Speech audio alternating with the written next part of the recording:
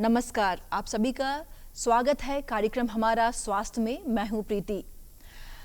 दर्शकों, हमारे शरीर में काफ़ी तंत्र तंत्रिकाएं हैं। जैसा कि हम सभी जानते हैं, ये सारी तंत्र तंत्रिकाएं हमारे शरीर में उचित और ज़रूरी तत्वों को लेने और जो भी हमारे शरीर में जो वेस्टेज है उसको निकालने का काम करती है। हमारा शरीर पंच तत्वों से बना है। हमारे शरीर में जो तत्व बढ़ जाते हैं या घट जाते हैं, इनकी कमी को बरकरार रखने के लिए ये सारी जो तंत्रिकाएं मौजूद हैं ये काम करती हैं। उन्हीं तंत्रों में से एक बेहद महत्वपूर्ण तंत्र है जिन्हें हम मूत्राशय या किडनी के नाम से जानते हैं। मूत्राशय हमारे शरीर के वेस्टेज को निकालने का काम करता है और ये जो मूत्राशय है इसमें कई बार काफ़ी समस्याएं उत्पन्न हो जाती है, कई बार कई रोग उत्पन्न हो जाते हैं। तो इसी विषय पे आज हम जानकारी लेंगे कि जो मूत्र से संबंधित रोग हैं और उनके उचित इलाज क्या हैं, उपचार क्या हैं। इस विषय पर विशेष जानकारी देने के लिए आज हमारे साथ स्टूडियो में एक खास मेहमान आए हैं, डॉक्टर राजेश कुमार तिवारी, जो कि आप विभाग अध्यक्ष हैं यूरोलॉजी डिपार्टमेंट IGIMS पटना में। उनका स्वागत करते हैं। डॉक्टर साहब का बहुत बहुत स्वागत है जी। डॉक्टर साहब, महिलाओं और पुरुषों दोनों में ही यूरोलॉजी की समस्या, जो मूत्राशय से संबंधित रोग हैं, वो होना उनका आम बात है। कौन कौन से रोग होते हैं मूत्राशय से संबंधित? मूत्राशय से संबंधित मेन डिजीज़ तो एक इन्फेक्शन का है, संक्रमण का है, जिसको आम लोगों की भाषा में इकोलाई इन्फेक्शन या UTI कहते हैं। दूसरा, मूत्राशय में महिलाओं में संक्रमण के अलावा पेशाब न रोकने की क्षमता, जिसको हम लोग कहते हैं ओवर एक्टिव ब्लैडर, इसकी समस्या भी बहुत कॉमन है। ओवर एक्टिव ब्लैडर में होता है क्या है कि पेशाब बार बार लगता है। पेशाब लगने पे रोकने की क्षमता नहीं रहने से कभी कभी कपड़ा भी ख़राब हो जाता है। तो इससे महिलाओं के क्वालिटी ऑफ लाइफ पर बहुत असर पड़ता है। वो किसी सभा या मार्केटिंग में या किसी फंक्शन में या इवन पूजा करने में दिक्कत होती है। जब पूजा के मध्य में ही पेशाब लग जाता है तो भाग के जाना पड़ता है, इसलिए इसको कहते हैं ओवर एक्टिव ब्लैडर। तीसरी समस्याएं जो हैं वो पुरुष और महिलाओं दोनों में हो सकता है, जैसे मूत्राशय का कैंसर, जिसको हम लोग कहते हैं यूरिनरी ब्लैडर में कैंसर हो गया, ट्यूमर हो गया। फिर यूरिनरी ब्लैडर में स्टोन की समस्या भी हो सकती है। ये बच्चों में ज़्यादा होता है, लेकिन किसी भी उम्र के व्यक्ति में ये स्टोन बन सकता है यूरिनरी ब्लैडर में। तो ये मुख्य समस्या है। और कभी कभी वृद्धावस्था में जब आदमी वृद्ध होता है तो कभी कभी मूत्राशय का काम है पेशाब को बाहर निकालना, पंप आउट करना। पेशाब किडनी में बनता है और वो सारे पेशाब दोनों किडनी से बनकर वो मूत्राशय में आके जमा होते हैं। और जब एक मात्रा में पेशाब जमा हो जाता है, जैसे अगर हम एडल्ट्स की बात करें, वयस्क की बात करें, तो 300-400 ml जब पेशाब जमा हो जाता है तो हम पेशाब महसूस करते हैं और उचित स्थान पाकर हम वॉशरूम जहाँ मिल जाता है फिर हम पेशाब कर लेते हैं।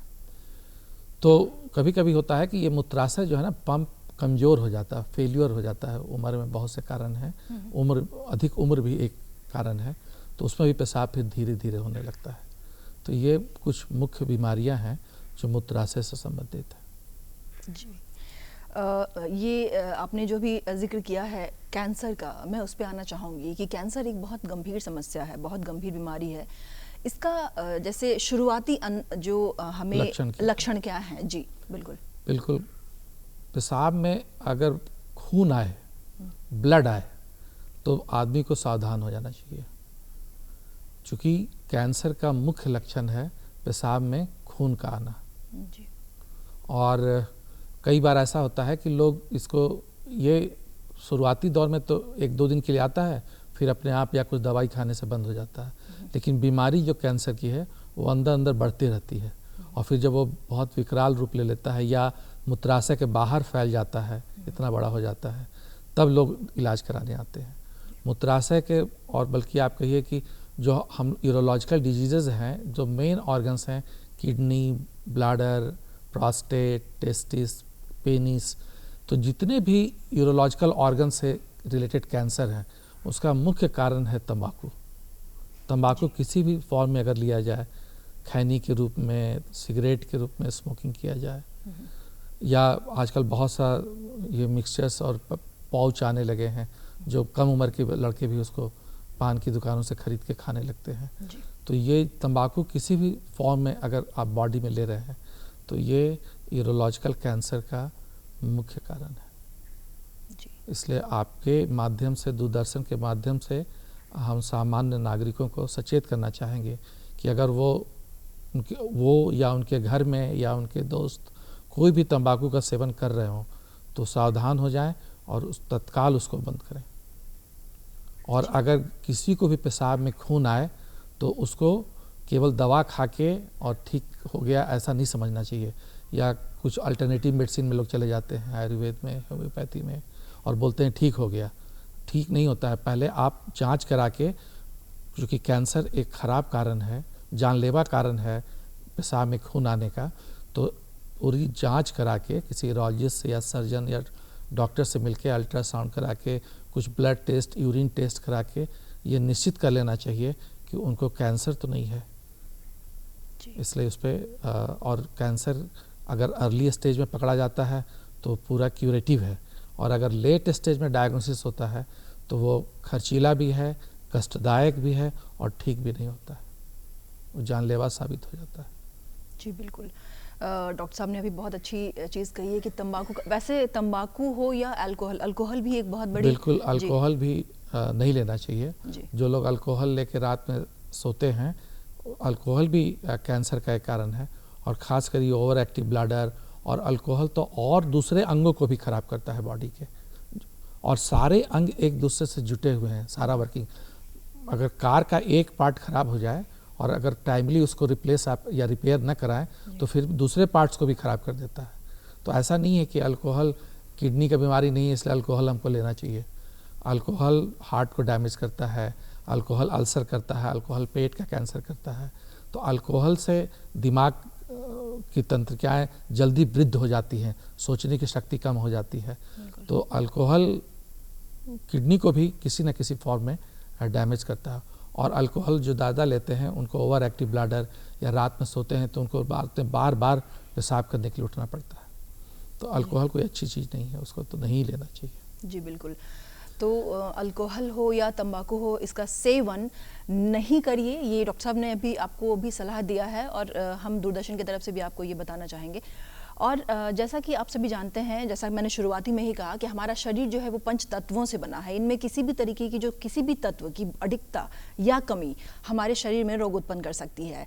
डॉक्टर साहब, ये जो अभी आपने शुरुआत में ही कहा था कि एक जो ये है पथरी है जिसकी मैं बात करूंगी, तो पथरी भी एक समस्या हो जाती है, उसके बारे में भी बता सकते? पथरी की समस्या पहले वेस्टर्न कंट्रीज़ में ज़्यादा हुआ करती थी जी। हमारे यहाँ इंसिडेंस कम था, क्योंकि हम लोग का खान पान सादा था, हम लोग नेचर के ज़्यादा करीब थे। लेकिन अभी जबकि खान पान, फास्ट फूड और ये सब ज़्यादा प्रचलित हो गया है हमारे जीवन में, सेडेंट्री हैबिट हो गया है, पानी कम पीते हैं हम, तो ऐसा देखा गया है कि पथरी की शिकायत अब हमारे यहाँ भी बढ़ रही है।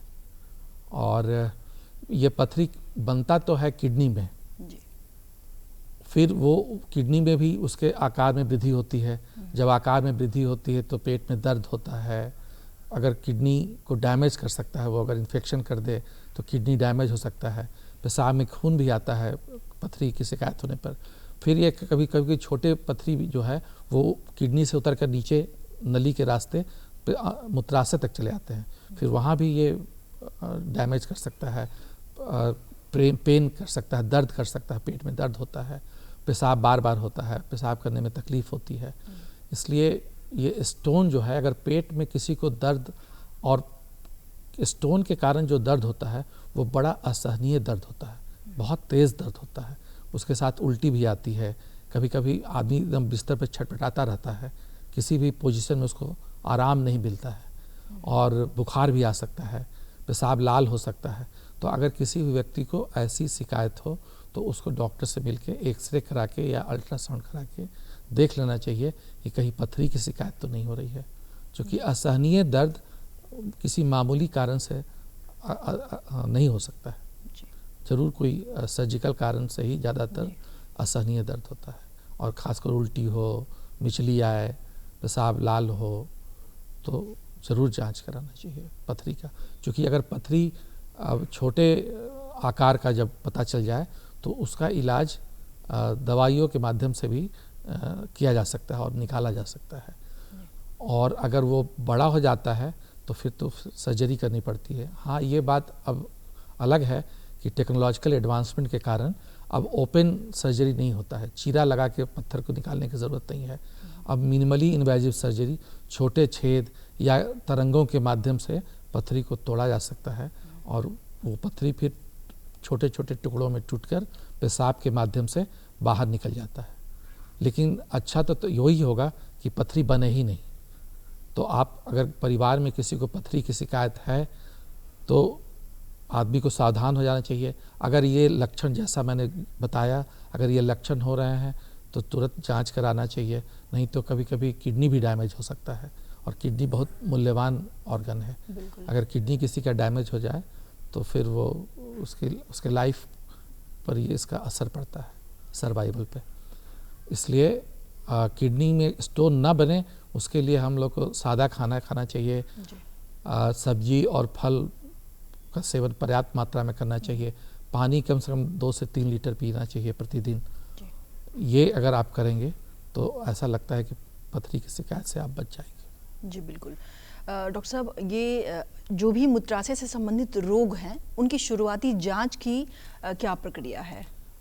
मूत्राशय संबंधित जो लक्षण होता है उससे पता चलता है कि ये मूत्राशय से संबंधित किस तरह का रोग है।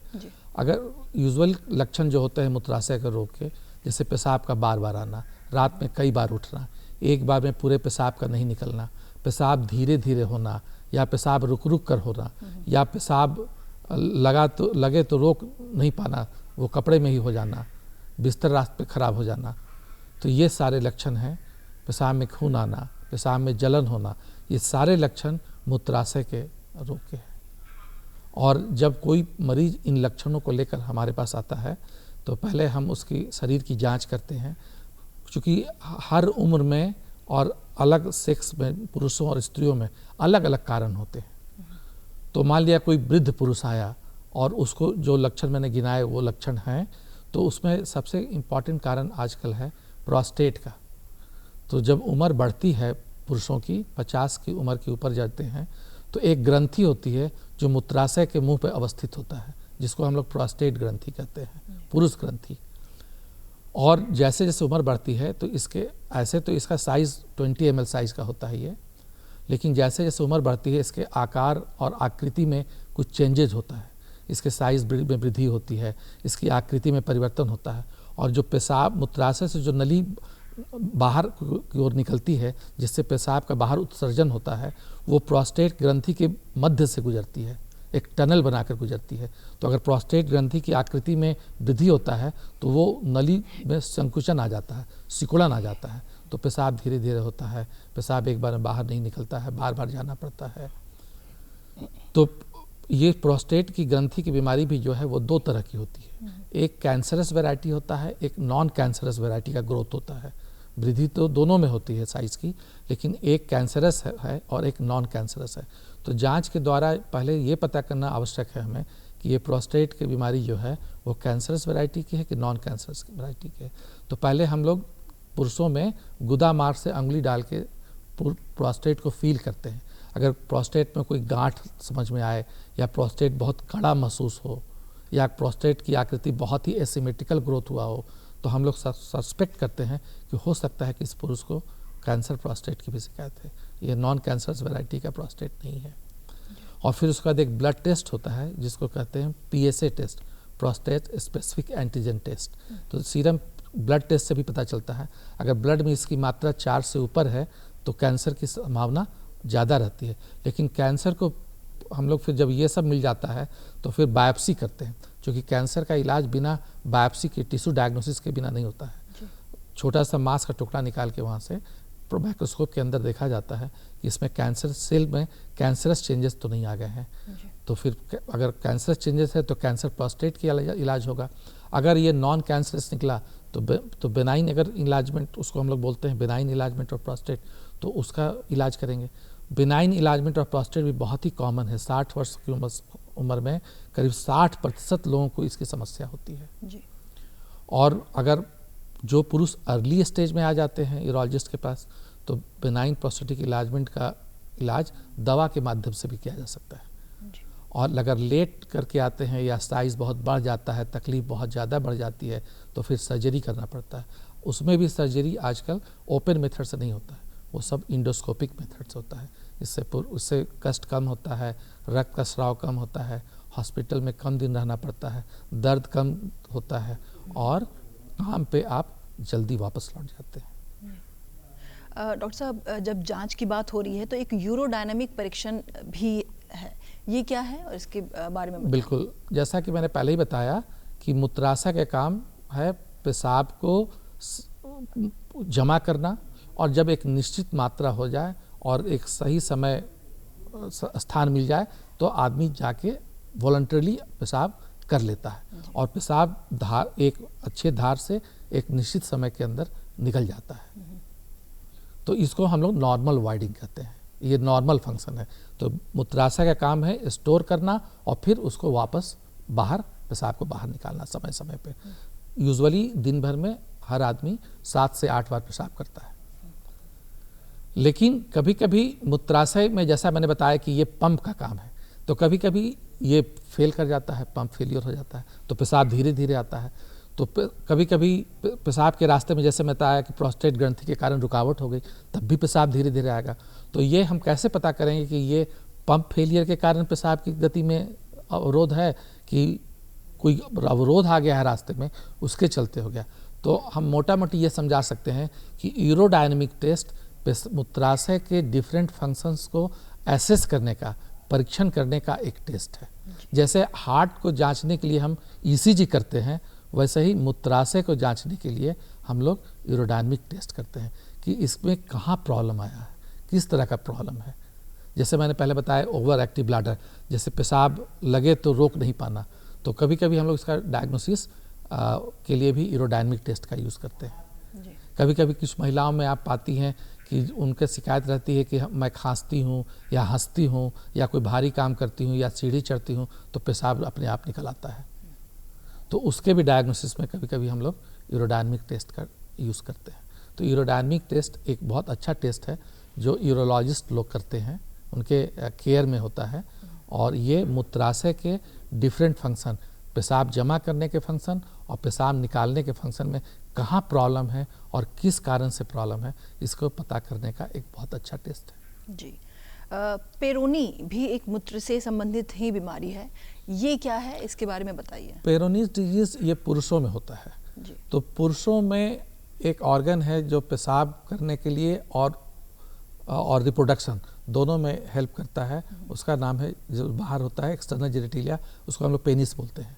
तो पेनिस में स्किन के नीचे कुछ जो स्ट्रक्चर्स होते हैं, जैसे ट्यूनिका अल्बुजिनिया होता है, उसमें कुछ गांठ पड़ जाती है। ये गांठ पड़ जाती है और कड़ापन आ जाता है। कभी कभी ये गांठ थोड़ी बड़े साइज़ की हो जाती है तो उसके पेनिस के आकार में भी कुछ चेंजेज आ जाता है। जैसे पेनिस यूजुअली स्ट्रेट होता है, वो कर्व्ड हो जाता है, वो वेंट्रल कर्वेचर भी हो सकता है, डॉर्सली भी कर्व हो सकता है, या साइड में भी झुक सकता है, तो उसमें कुछ झुकाव आ जाता है।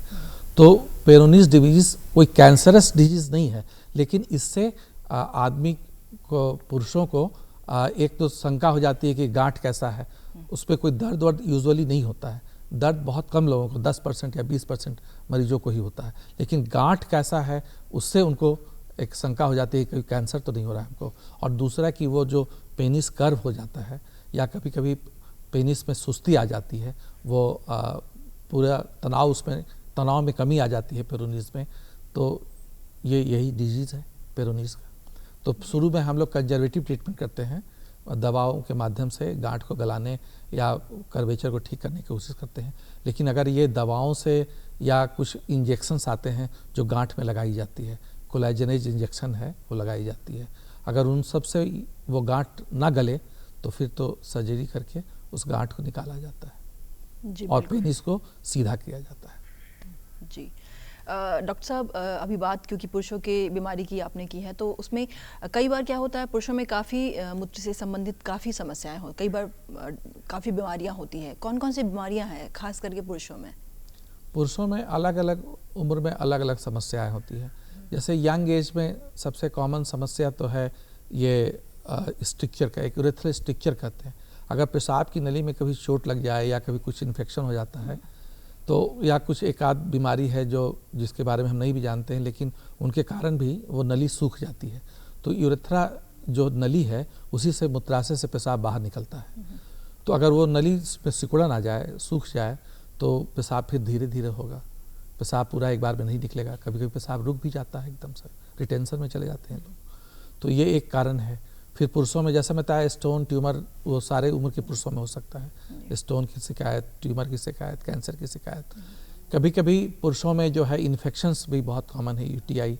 अगर उनके रहन सहन में कुछ गड़बड़ी है और कुछ हैबिट्स अच्छे नहीं है, सेक्सुअल हैबिट्स अच्छे नहीं है, तो अगर कॉन्टैक्ट हिस्ट्री है जो अपने पत्नी के अलावा भी कहीं कॉन्टैक्ट्स हैं, मल्टीपल पार्टनर्स हैं, तो उसके चलते भी कुछ सेक्सुअली ट्रांसमिटेड डिजीजेस हो जाते हैं, इन्फेक्शंस हो जाते हैं, यूरेथ्राइटिस हो जाता है, प्रोस्टेटाइटिस हो जाता है। तो ये सब कॉमन बीमारियां हैं जो पुरुषों में होती हैं। और अगर ज़्यादा उम्र के पुरुष हों तो मैंने डिस्कस किया ही कि प्रोस्टेट की बीमारी होती है उनमें ज़्यादा। क्या उपचार क्या है सर फिर इनका? स्ट्रिक्चर की बीमारी अगर हो जाती है तो इसका उपचार तो फिर सर्जरी ही है। पहले इन्फेक्शन वाले एलिमेंट्स को एंटीबायोटिक, पहले यूरिन कल्चर करा के देखा जाता है। अगर इन्फेक्शन रहता है तो पहले कल्चर के अनुरूप जैसा एंटीबायोटिक बताया का निर्देश रहता है, वो एंटीबायोटिक हम लोग देख के इन्फेक्शन कंट्रोल करते हैं। और फिर जब इन्फेक्शन कंट्रोल हो जाता है तो फिर टेस्ट होता है कि एक्सरे करा के हम लोग देखते हैं पेशाब की नली का, उसको यूरेथ्रोग्राम बोलते हैं।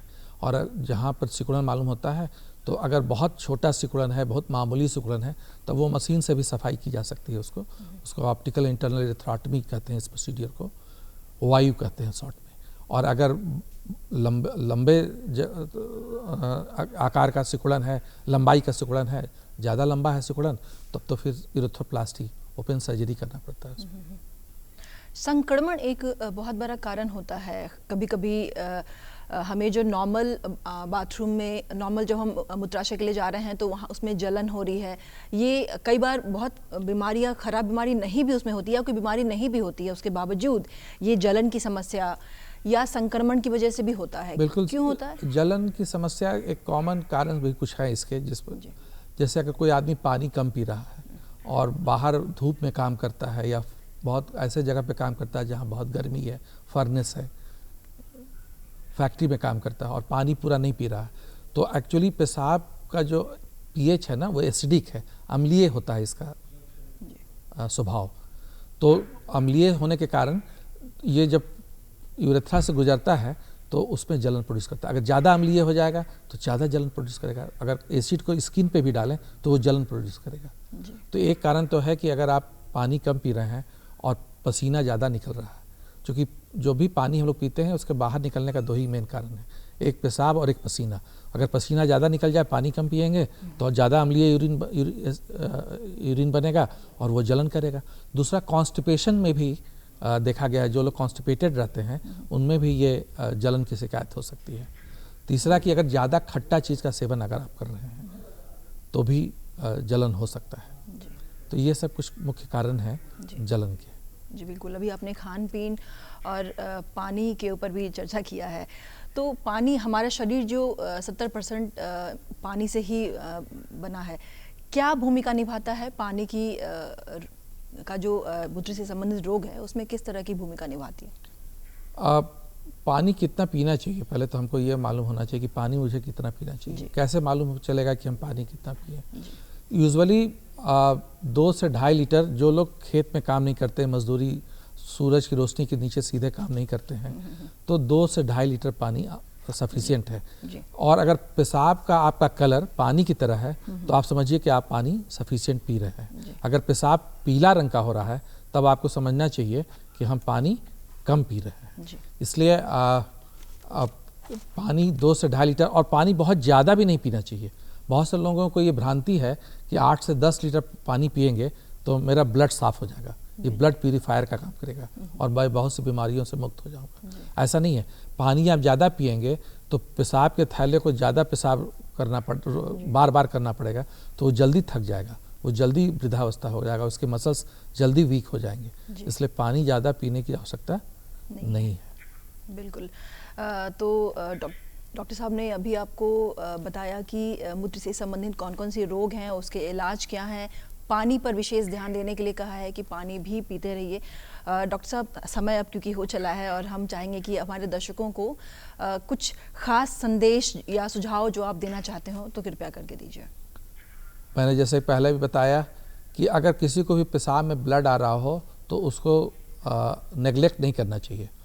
ये एक ऐसा लक्षण है जिसको कहीं से भी ब्लड आए, शरीर के किसी भी भाग से, खखार में आए, उल्टी में आए, पेशाब में आए, पैखाना में आए, तो ये एक गंभीर बीमारी का लक्षण हो सकता है। इसलिए अगर पेशाब में ब्लड आए तो आप डॉक्टर से तुरंत संपर्क करें। तंबाकू खाना तुरंत बंद करें, चूँकि ये यूरोलॉजिकल डिजीज़ कैंसर्स का मुख्य कारण है। अल्कोहल का सेवन नहीं करें, ताज़ा फल सब्जी, हरी सब्जी का ज़्यादा सेवन करें, फास्ट फूड का सेवन कम करें, non vegetarian diet moderate amount में ही लें, ज़्यादा नहीं लें, क्योंकि ये नॉन एनिमल प्रोटीन जो है वो रीनल स्टोन्स, पथरी का भी एक मेन कारण है। और पानी समुचित मात्रा में पिएं, जिससे कि आप स्वस्थ रहें और दीर्घायु रहें और निरोग रहें। जी बिल्कुल। तो आपने जाना अभी कि मूत्र से संबंधित रोग कौन से हैं। पानी की मैं दोबारा कह रही हूँ कि पानी की जो ज़रूरत है उसको अपने शरीर को दीजिए। पानी की बहुत ज़्यादा ज़रूरत है हमारे शरीर को। पानी पीते रहे, खास करके गर्मी का दिन अभी आ रहा है, इसमें भी बहुत ज़रूरी है ध्यान देना हम सभी को। डॉक्टर साहब, आपने अभी हमारे दर्शकों को जो जानकारी दी है इसके लिए बहुत बहुत धन्यवाद। आपने अपना कीमती समय निकाला हमारे स्टूडियो में आने के लिए। जी तो ये जो समस्या है मूत्र से संबंधित, कई बार हम डॉक्टर के पास नहीं जाते हैं, हमें शायद जिसे मैं कहूँगी कि शर्म भी आ रही है कि क्या मैं जाऊँ कि नहीं जाऊँ। ये बिल्कुल मत करिए। ज़रा सी भी समस्या हो, अगर जलन हो या किसी तरह की कोई समस्या आ रही हो तो उस पर ध्यान देना है। आपको अपने नज़दीकी जो स्वास्थ्य केंद्र है या जो डॉक्टर हैं जो आप जिससे आप कंसर्न कर सकती हैं उनसे मिलें। इसको इग्नोर नहीं करना चाहिए, हमारे लिए बेहद ख़ास ज़रूरी चीज़ है ये। इसी के साथ हमें अगले अंक के लिए दीजिए इजाज़त। तब तक के लिए नमस्कार।